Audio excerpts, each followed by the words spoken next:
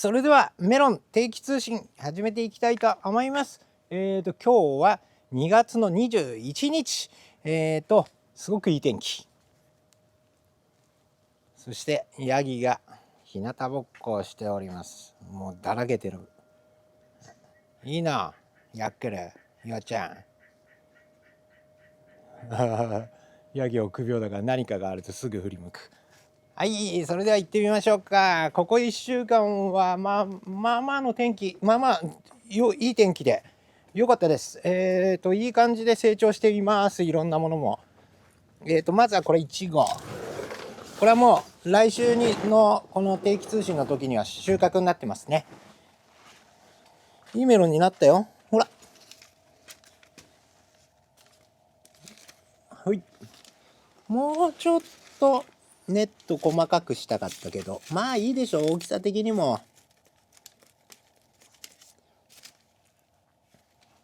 この1週間、そうだ、市場の視察に行きました。東京の市場。僕千葉県温室組合の会長をやってたりするので、年に何回かどうしても行かなきゃいけなくて視察に行ってきました。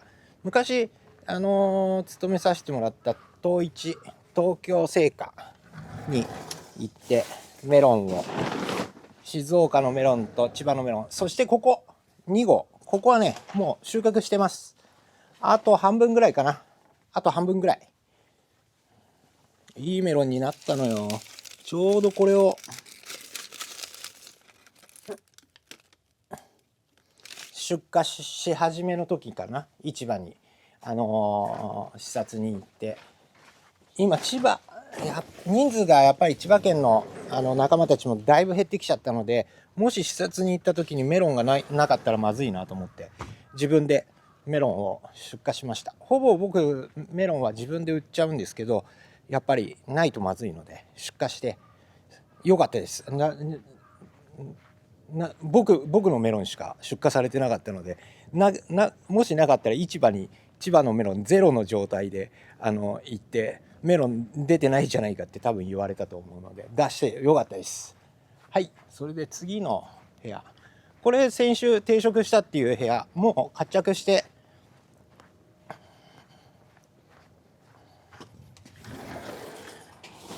大きくなりました。もうメロンがねニコニコしてる。あったかくなってきて日も強くなってきたから、もうここにしろ次にしろだいぶ育てやすくなってきた。育てやすいというか、思ったように動いてくれるようになってきました。よかったです。はい。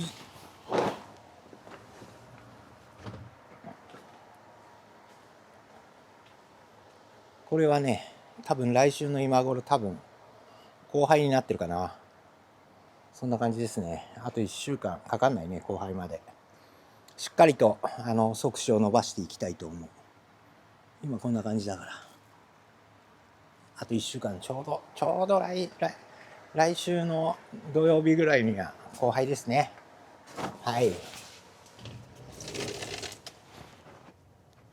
で、そうか、育苗室今日ね午前中にっていうか今午後2時ぐらいなんだけど、今までメロンを定食してました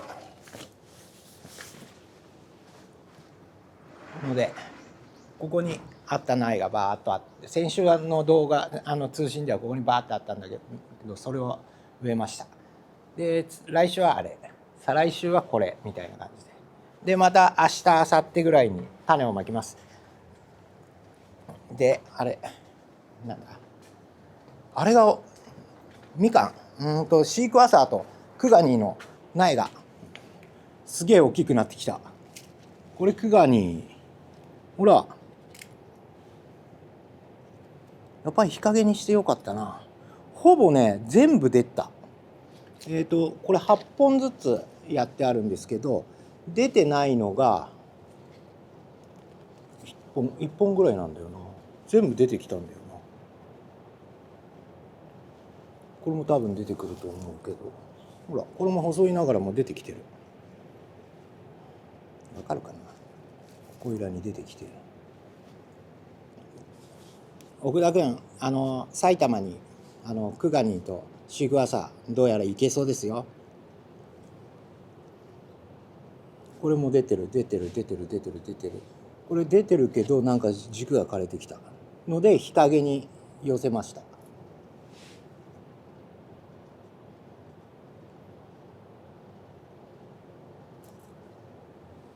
水かけた方がいいかな。でもまだいいか。そんな感じ。いい感じ。よかった。ああいうのが芽が出ると嬉しいな。そして東京製菓に行った時に去年マンゴスチンの種まくのを失敗したんで、またマンゴスチンの注文してきました。今生のマンゴスチンは入ってるので、注文して出荷が来たら送ってもらうように発注入れてきました。でこの音質があれですね、 F5 もどうやらうまくいったけど、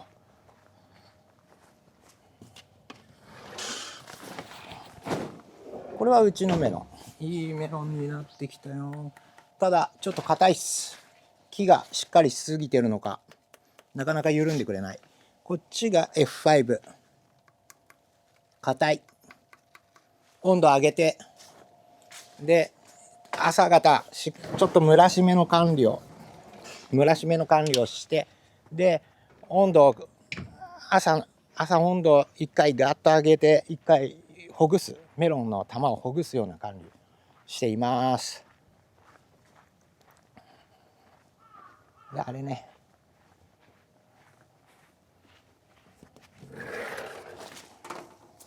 これは4種類のマスクメロンやってるとこ、もう玉釣りして、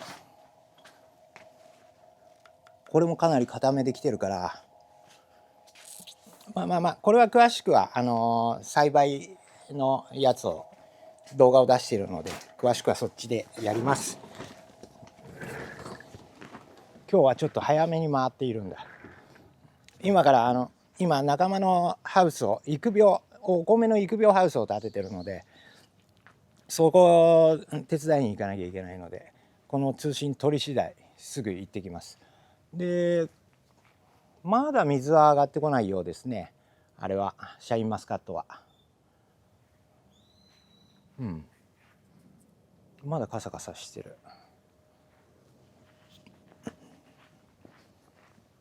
いやそうだ、メロン、またメロン。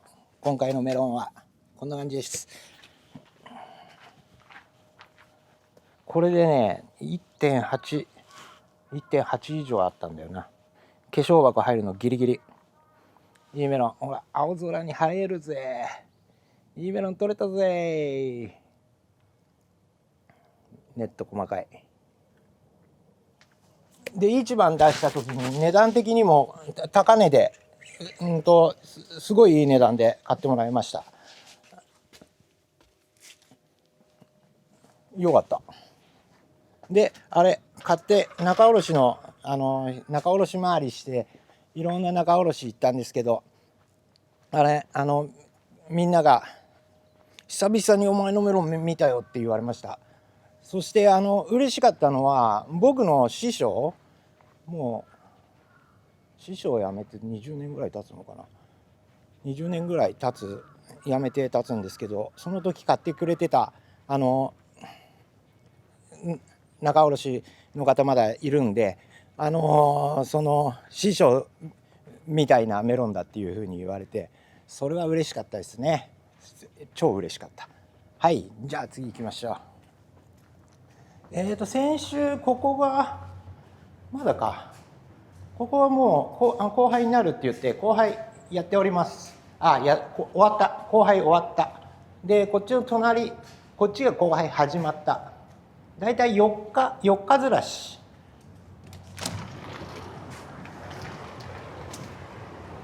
こっちが終わってこっちが始まり、4日ぐらいずれてるので、収穫はだからこっちから始めて、こっち毎日収穫がある予定です。これが収穫できるのが4月の序盤が収穫予定。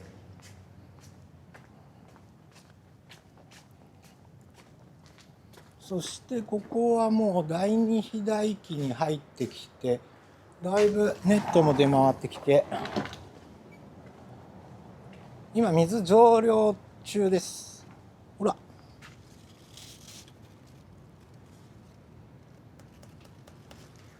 これね、いいメロンになってきたはなってきたんだけど、側枝が少し細い。これはちょっと太くなってるけど、これなんか細い。後輩の時にやっぱり太くしきれなかった。でもまあしょうがないな、しょうがないと。メロンが良ければどうにか。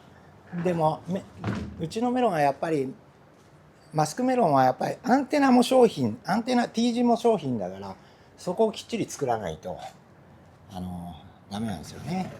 でこれさっきっていうか今植えて、まだだから立ってこないね。植えたてだからね。これでもうちょっと水吸ってくるとこう自分で起き上がってくるんだけど、まだたった今植えたばっかりだから。はい、そんな感じでメロンはこんな感じで一周かな、とりあえずは。でコメント返しやっていきましょう。コメント返し。名古屋ミーチンさん。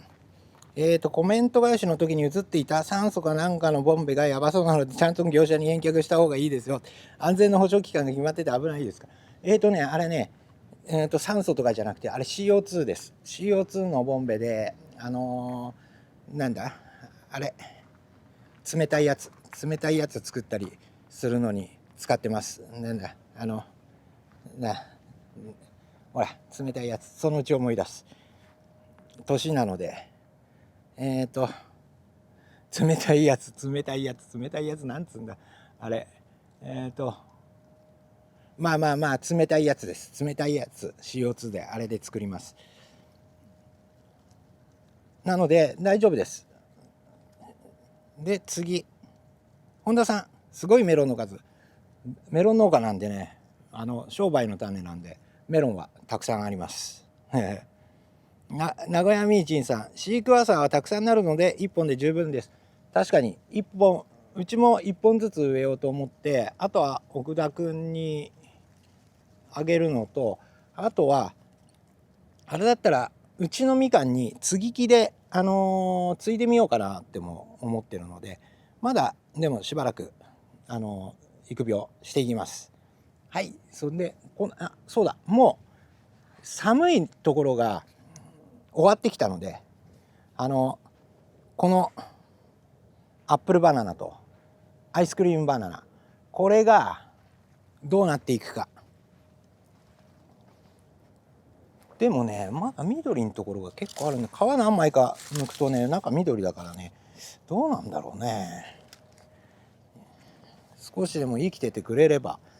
もう何回かたびたび地面にはアミノ酸とかかけたりして、根っこの維持には心がけてるんで、多分根っこまではいってないと思うんだよな。アイスクリームバナナ、ここいら緑だし、どうなんだろうね。もうでもそこまで寒いのは来ないと思うので、これで復活してくれれば嬉しいんですけど、もうちょっと暖かくなったら葉っぱ取ったりとかしてちょっと確認してみます。それはそれで動画にします。はい、それではコメント返し、次行きましょう。としひろさん、都庁のアドバイスありがとうございます。先週ね、葉っぱが小さく茎が細いため苗の根張りが悪いと思います。保温マットで温度管理して根張りを良くしてから定食。マジか。もう11節っていう話だったので、苗であまり11節までは基本メロンは育てないんで、もう定食してあったやつがそんな感じだと思って僕勘違いしてたんですけど、敏弘さん苗の状態で細くてこう葉っぱがいっぱいついてる、もう老化苗、植え遅れというか植えるのがちょっと遅すぎて老化して根詰まりを、逆にポットの中で根詰まりを起こしている可能性があるな。根がもう詰まっちゃうと軸も太くならないし葉っぱも大きくならない、育苗中に。育苗、今日植えた苗の余りがちょうどここにある。せめてこれぐらいで、これはまあ植えた中でもあんまり調子が良くないやつで今外に置いたからしおれちゃってんだけど、せめてこっちの方が分かりやすいか、3枚12344枚半、これぐらいをちょっといつもより遅いかなと思ったぐらいなんで、うちで植えるのはこれ3枚半うちは遅くとも3枚半、本葉が3枚とここの芯の葉っぱが半分ぐらい、そこまでには基本植えたいなって思ってて、でそれで多分そこまで育苗するのでも25日ぐらい、25日以上もかかったりとかすると思うので、だからあれだね、苗ちょっともう11枚やそこからまた1週間ぐらい経っちゃってからもっと苗成長してんのかな。一刻、もしその苗を使うんであれば一刻も早く植えた方がいいし、あれだったら苗をもう一回種まいて育苗してタイミングがこれから暖かくなるんでタイミングがいい時に植えるようにした方がいいのかもしれないな。あんまり老化した苗でうまくいく未来があまり見えない気がするな。でもやってみて何かあればまた連絡していただければと思います。としひろさん頑張ってください。次ちーくん、いつもありがとうございます。先週のこの農園通信にこんばんは、いつものちーくんです。水やり受粉の説明もありがとうございました。これだけ聞いたら今年は失敗する気がしないです。いやそれだけででも多分それだけでもちょっと違うとは思うんですけど、長野県在住だけど雪も雨も少なく気温だけが下がる地域なので、露地栽培はいろいろ難儀ですがトライしてみます。そうっすね、寒いのはやっぱりあったかいのと太陽大好きなんで、メロンあったかくと太陽、あと水加減かな。梨は豊水か新香が好きです。新高が好きです。それでは来週の動画も楽しみにしております。ありがとうございます。新高、新高じゃないな、新香だな。こちらこそ今一生懸命撮っております。またコメントいただけたら嬉しいです。で今週は月曜日に前撮った井戸掘りのショート動画をちょっと編集して上げたところ1万近くもうすでに回ってよかったです。そこに杉山さん、すげえ一発で、そうです、一発で掘りました。井戸掘りはうまくいっても失敗してもそのあったように出してるので、水が出た時はちゃんとに出しております。一発で。でこれ新車コンバイン納車違う、稲刈りの新車ので初出動した時の動画の、コメントで、2015年稲刈り2日目は田んぼに入る時親父がラダーを用意せず横転しかけました。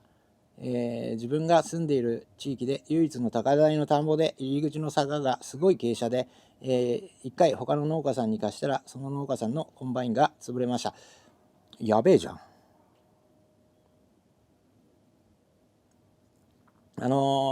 やっぱりコンバインでこうやっぱり僕らもやっぱり急なところとかあるんですけど、で今の僕らのコンバインとかだと 4PC っつってこう常に平行になるようにキャタピラをこう上げ下げしてくれて、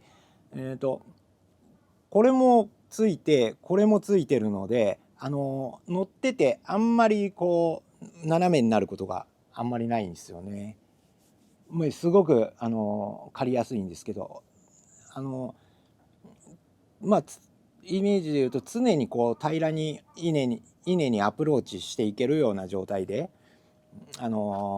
なってるんですけどあれなんですね。大丈夫かな。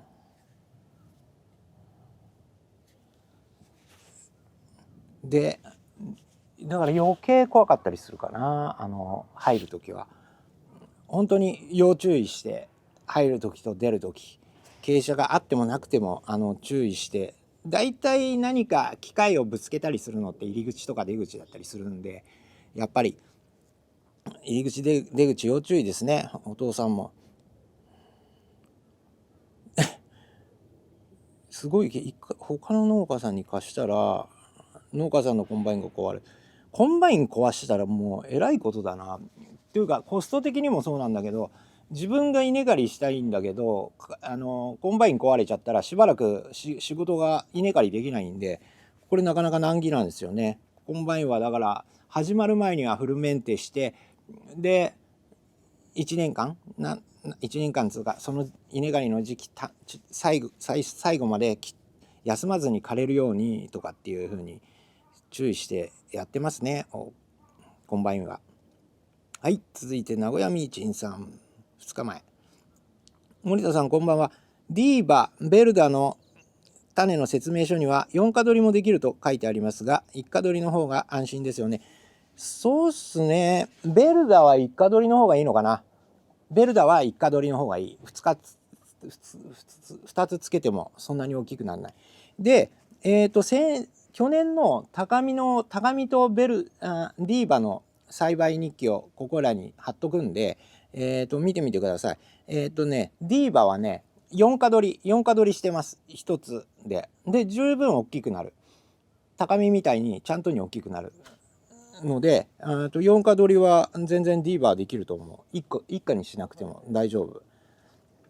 なので、まあだからディーバは安牌で行くんなら2つるで1価ずつ2つる出しにして1価ずつ1本で2価取るっていうのが安牌でいいかもしれないですね。そうすればある程度大きくなる。2価ならディーバちゃんとにしっかり大きくなるはず。それがいいかもしれない。ベルダは1つる最初の主軸で親づるで1本出しで1個取りでいきましょう。それがいいっす。はい。本田さん2日前このアールスメロン栽培の動画コメント、東海市の本田です。森田さんの YouTube 動画だけに登録してます。ありがとうございます本田さん。ただ僕だけの動画だとなんかプレッシャーというか寂しいかもしれないので、いろんな面白い多分動画があると思うんで、いろいろ見てくださいよ。いろいろ楽しくなると思いますよ。なので本田さんがいるので、もうちょっとじゃあ一生懸命動画をバンバンいろいろ出せるようにもうちょっとペースを上げて動画作りやっていこうと思いますが、春はなかなか本当にてんてこまいなのでちょっとね本数が少ないんで申し訳ないです。それこそ今からハウスを作りに行かなきゃいけない。今一生懸命みんな穴掘ってパイプを刺してるでしょ。パイプハウス結構強固なパイプハウスなんだよな、補強入りの。それを立ててだね。今日もまあ天気がいいっすな。あとそうだ、岡山のメロン生産者、それも純系の生産者の方から農業事務所経由で種が届きましたっていうのも、またこの詳細はちょっと動画にするなり別動画にするなり何なりできちんと説明しようと思うんですけど、もう昔は産地でやってたんだけどもう後継者もいなく生産者もほぼ自分一人みたいになってきちゃったので自分が育種してたその種たちが、もったいないというか他の人にも試してもらいたいみたいな方がいて、農業事務所経由でお話が来て、そしたら YouTube で育てた感じを報告しながら、お伝えしますみたいな感じで送ってもらいました。こんな感じのハウス建てる予定で、これのもうちょっと大きいやつかな。これ補強入りでちょっと強固なハウスで作るのちょっと大変なんですけど、こんなハウスを作ります。そうなので多分もうちょっとしたらそんな栽培日記というか、岡山から来た原種、岡山の原種も結局静岡から来たり、ものによっては昔千葉から行ったりしてる原種だそうなので、何種類か届いてます。全部の種を時期に合わせて栽培してこの維持していくというか、維持する、何本か作って選抜もするかもしれないけど、基本維持するようにそのメロンの特性とかを見ながら栽培日記みたいなのも作りたいな。例えば夏4とか冬3とかそういうのも僕たちの方にもあるんだけど、その原種の例えば冬さんが同じ冬さんっていう名前なんだけど、千葉県でというか、僕のやつはちょっと特殊なんで、僕が維持してきた冬さんと、岡山で維持されてきた冬さんが多分元は名前が一緒なんで一緒だと思うんですけど、もう何十年、30年40年50年かもしれない、40年ぐらいか50年かもしれないけど、その間に維持していく間に、この維持する時にある程度個人の好みとかがちょっと血に入ってきたりするので、どういう風になってきているのかなっていうのも作り比べながら、そんな動画も作っていきたいと思います。それではまた30分近く回ってしまった。また今週も頑張ってメロンを栽培していきたいと思います。